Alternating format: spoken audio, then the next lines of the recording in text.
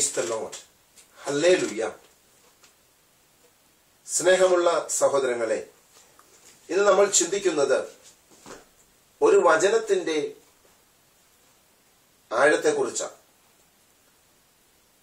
പരിശുദ്ധ അമ്മയെ ദൈവദൂതൻ ഗബ്രിയേൽ വന്ന് സന്ദർശിക്കുന്ന മനോഹരമായ സംഭവം ഇങ്ങനെയാണ് ബൈബിളിൽ രേഖപ്പെടുത്തിയിരിക്കുന്നത്. കൃപ നിറഞ്ഞവളെ സ്വസ്തി, കർത്താവ് നിന്നോട് കൂടെ. മാലാഖ മാതാവിനോട് പറഞ്ഞ് സന്ദേശം തുടങ്ങുന്നതിന് മുമ്പ് ആരംഭിക്കുന്ന മനോഹരമായ ഒരു വചനമാണ് കൃപ നിറഞ്ഞവളെ സ്വസ്തി, കർത്താവ് നിന്നോട് കൂടെ എന്ന്.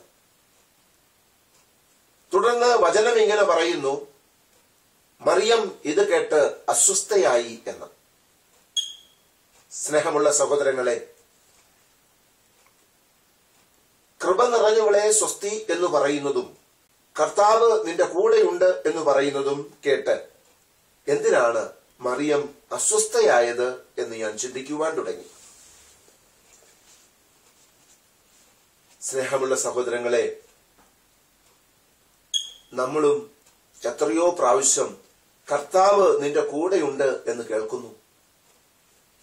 പരിശുദ്ധ കുർബാനയുടെ ഇടയിൽ കർത്താവ് നിന്റെ കൂടെയുണ്ട് എന്ന് പറയുമ്പോൾ അങ്ങയോടും കൂടെയുണ്ട് എന്ന് മറുപടി പറഞ്ഞ് നമ്മൾ അവസാനിപ്പിക്കുമ്പോൾ നമ്മുടെ ഹൃദയത്തിലേക്ക് ഈ വചനം കടന്നു വരുന്നുണ്ടോ എന്നൊന്ന് ചിന്തിക്കുന്നത് നല്ലതാണ്. ബുദ്ധിയുടെ തലത്തിൽ മാത്രം ഈ വചനം കടന്നു ചെല്ലുന്നത് കൊണ്ടല്ലേ എനിക്ക് അസ്വസ്ഥനാകുവാൻ സാധിക്കാത്തത്? എനിക്കിനി സ്വസ്ഥമായിട്ടിരിക്കുവാൻ സാധിക്കുകയില്ല. ഞാൻ പലതിൽ നിന്നും പിന്മാറേണ്ടത് ആവശ്യമായി വന്നിരിക്കുന്നു.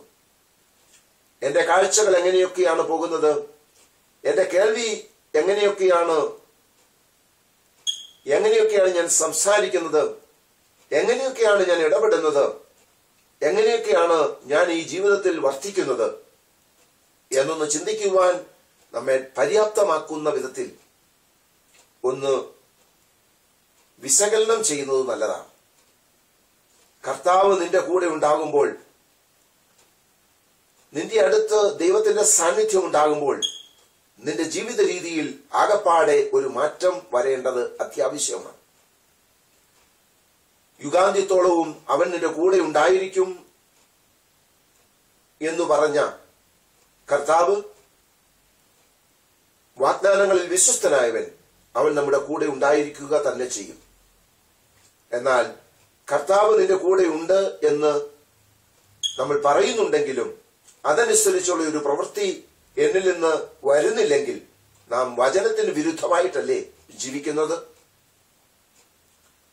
സ്വസ്ഥമായി ഇനി എനിക്ക് ജീവിക്കുവാൻ സാധിക്കുമോ? എന്റെ കർത്താവിന്റെ കൂടെയുള്ള ഒരു യാത്രയല്ലേ എന്റെ ജീവിതം മുഴുവനും. എന്റെ സംസാരം ഞാൻ ഒത്തിരിയേറെ ക്രമീകരിക്കണ്ടേ?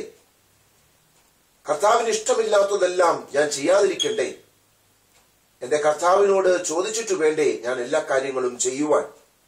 എന്റെ പ്രവർത്തനത്തിൽ ഒരു വലിയ വ്യത്യാസം വരുത്തണ്ടേ? എന്റെ സുഹൃത്ത് ബന്ധങ്ങളിൽ, എന്റെ ജീവിത രീതികളിൽ എനിക്ക് വലിയൊരു മാറ്റം വരുത്തേണ്ടേ? ഞാൻ മറ്റൊരു വഴി തിരഞ്ഞെടുക്കണ്ടേ? സ്നേഹമുള്ള സഹോദരങ്ങളെ, ഉണ്ണിയേശുവിനെ കാണുവാനായിട്ട് രാജാക്കന്മാർ വന്നു. രാജാക്കന്മാർ തിരിച്ചു പോകുമ്പോഴും മാലാഖ ഒരു സന്ദേശം കൊടുക്കുന്നുണ്ട്. നിങ്ങൾ ഇനി വന്ന വഴിയെ യാത്ര ചെയ്യരുത്. കാരണം ഹെറോദോസ് രാജാവ് കുഞ്ഞിനെ കൊല്ലുവാൻ തക്കം പാർത്തിരിക്കുന്നു. എന്നിൽ ജന്മമെടുത്ത യേശുവിനെ കൊല്ലുവാൻ തക്കം പാർത്തിരിക്കുന്ന സാഹചര്യങ്ങളിൽ നിന്ന് അകന്നു ജീവിക്കുവാൻ ഞാൻ തയ്യാറാകണ്ടേ? മറ്റൊരു വഴി എനിക്ക് പോകുവാൻ സാധിക്കുന്നുണ്ടോ? വേറൊരു മാർഗത്തിലൂടെ എന്റെ ജീവിത രീതികൾ ക്രമീകരിക്കുവാൻ എനിക്ക് സാധിക്കുന്നുണ്ടോ? എന്റെ കർത്താവിന് ഇഷ്ടമുള്ള വഴിയിലൂടെ ഒരു യാത്ര ചെയ്യുവാൻ എനിക്ക് സാധിക്കുന്നുണ്ടോ? സ്നേഹമുള്ള സഹോദരങ്ങളെ, വചനം കേട്ട് അസ്വസ്ഥനാകണമെങ്കിൽ വചനം ഹൃദയത്തിലേക്ക് പെയ്തിറങ്ങണം. എന്റെ ഹൃദയത്തിൽ വചനം കടന്നു വരുമ്പോൾ മാത്രമാണ് എന്നെ വചനമനുസരിച്ചൊരു ജീവിതം ക്രമീകരിക്കുവാൻ എനിക്ക് സാധിക്കുക. അതുകൊണ്ട് കേൾക്കുന്ന വചനങ്ങൾ മുഴുവനും സൗഖ്യത്തിന്റെ വചനങ്ങളാകുവാൻ, സ്വാതന്ത്ര്യത്തിന്റെ വചനങ്ങളാകുവാൻ പരിശുദ്ധാത്മാവിന്റെ അഭിഷേകം എന്നിൽ ഉണ്ടാകേണ്ടത് അത്യാവശ്യമാണ്. വചനം വായിക്കുന്നതുകൊണ്ടും കേൾക്കുന്നതുകൊണ്ടും പരിശുദ്ധാത്മാവിന്റെ പ്രവർത്തനം എന്നിൽ സംഭവിക്കുന്നില്ലെങ്കിൽ അത് വെറുതെ ആകുക തന്നെ ചെയ്യും. വചനം വായിക്കുമ്പോൾ പരിശുദ്ധാത്മാവിന്റെ അഭിഷേകം ലഭിക്കുന്നത് കൊണ്ടാണ് വചനം ഹൃദയസ്ഥമാകുന്നതും ഹൃദയതലത്തിൽ രൂപാന്തരം സംഭവിക്കുന്നതും. അതുകൊണ്ട് എന്റെ ഹൃദയത്തിൽ രൂപാന്തരം സംഭവിച്ച് ഒരു മനസാന്തര ജീവിതം നയിക്കുവാൻ ആവശ്യമായ വിധത്തിൽ വചനം ധ്യാനിക്കുവാനുള്ള കൃപ എനിക്ക് ലഭിക്കട്ടെ. അതിനായി നമുക്ക് പ്രാർത്ഥിക്കാം. ദൈവം നമ്മെ സമൃദ്ധമായി അനുഗ്രഹിക്കട്ടെ. ആമേൻ. യേശു എന്റെ കൂടെയുണ്ട്.